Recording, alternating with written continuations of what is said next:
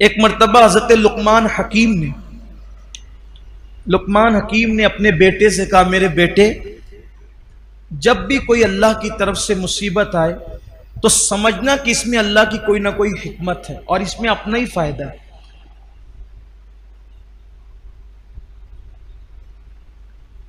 تو جب یہ بات سنی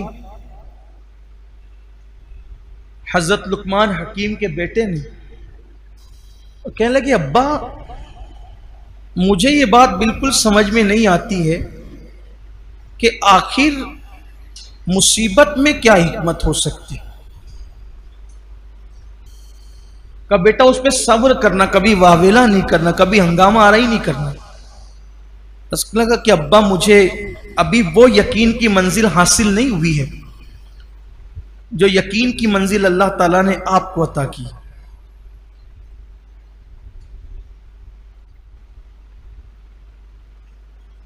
تو حضرت لقمان حکیم نے فرمایا، ٹھیک ہے بیٹا، کوئی بات نہیں، اگر ایسی بات ہے تو ہمارے دور میں ایک نبی رہتے ہیں،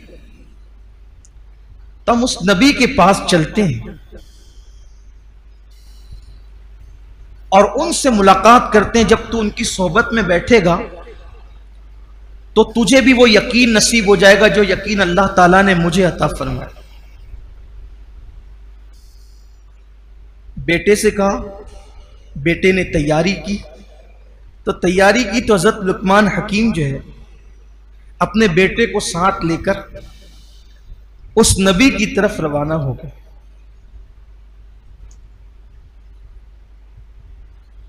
جب اس نبی کی طرف روانہ ہوئے، بیٹے کو یہ کہ بھئی ان کی صحبت میں بیٹھے گا، باتیں سنے گا تو یقین پیدا ہوگا، ایک کھچر ساتھ لیا بیٹے کے لیے، کھچر اپنے لیے ساتھ لیا، کھانا ساتھ لیا، پانی ساتھ لیا، لے کر کے چلے۔ چونکہ وہ نبی اس دور کے دور رہتے تھے تو یہ لوگ جب رستہ چلے تو پانی بھی ختم ہو گیا، کھانا بھی ختم ہو گیا۔ کھانا پانی ختم ہونے کے بعد پھر بھوک بڑھی، پھر پیاس بڑھی، دوپہر کی چلچلاتی دھوپ۔ آج کل تو ہمیں اس کا احساس ہی نہیں ہے، اس لیے کہ لوگ بسوں میں سفر کرتے ہیں، کاروں میں کرتے ہیں، ٹرینوں میں کرتے ہیں، کھلے آسمان کے نیچے دھوپ میں اب سفر نہیں ہوتا۔ وہ کھلے آسمان کے نیچے سفر کی لذت ہمیں نہیں پتہ ہے، بڑی بڑی شدید دھوپ، گرمیوں کا موسم، تو پانی کی شدت، پیاس کی شدت کی وجہ جب پانی نہیں ملا تو کھچر جو تھے وہ کانپنے لگ گئے اور بیٹھ گئے۔ اور ان دونوں کا حال بھی یہ ہوا کہ یہ کھچروں سے اترنے پہ مجبور ہو گئے، لیکن شوق نبی کی زیارت کا اتنا تھا کہ بیٹے کا ہاتھ پکڑ کر کے لقمان حکیم پیدل ہی چلنے لگے۔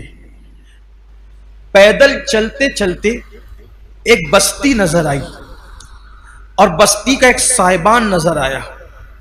جب وہ صاحبان بستی کا دیکھا اور بستی پہ نظر پڑی، بیٹے نے کہا، ابا دیکھو وہ بستی ہے، وہاں پانی مل جائے گا۔ لقمان حکیم نے کہا، میں بھی بستی دیکھ رہا ہوں۔ دونوں کو امید کی کرن نظر آئی۔ نبی سے ملنا تو دور رہا، سفر بیچ میں اٹک گئے۔ جب بستی دکھی، امید کی کرن جاگی، باپ نے بیٹے کا ہاتھ پکڑا۔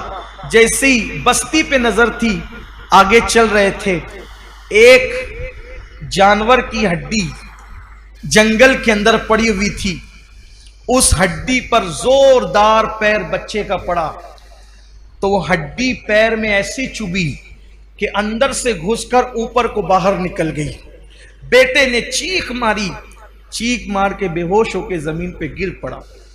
حضرت لقمان حکیم پیاسے بیٹے کی یہ کیفیت دیکھ کر پریشان ہوئے اور پریشانی کے عالم میں سوچتے تھے کیسے نکالوں۔ تو لقمان حکیم نے اپنے دانت سے اس ہڈی کو کھینچ کے نکالا، خون کی پھوار نکل پڑی، اپنے امامے کا کپڑا پھاڑا، اس سے پٹی باندھی۔ پٹی باندھنے کے بعد بہت خون بہ گیا تو بیٹے کو گود میں لے کر بیٹھے تھے اور بیٹے کی پیاس یاد کر کے آنکھ میں آنسو آ گئے۔ گرم گرم آنسو بیٹے کے چہرے پہ پڑے، اس نے آنکھیں کھول دی، باپ کو روتے ہوئے دیکھا تو پوچھا، ابا آپ تو کہہ رہے تھے کہ مصیبت میں، آزمائش میں صبر کرنا چاہیے، آپ کیوں رونے لگے؟ کہا بیٹا یہ چپکے چپکے کے آنسو، خاموش آنسو، یہ شکایت نہیں ہوتے، بلکہ یہ جو باپ کے دل میں جو بیٹے کی محبت ہے، کیونکہ اللہ نے فطری طور پہ باپ کے دل میں بیٹے کی محبت پیدا کی ہے، تو بیٹے کی محبت مجھے رلا رہی ہے، میں شکایتاً نہیں رو رہا ہوں بس۔ پھر بیٹے نے سوال کیا، ابا آپ تو کہہ رہے تھے کہ ہر مشکل میں، ہر مصیبت میں تمہارے لیے بھلائی ہے، کوئی بھی مصیبت آئے گی تمہارے لیے بھلائی ہے، ابا یہ کیا ہوا؟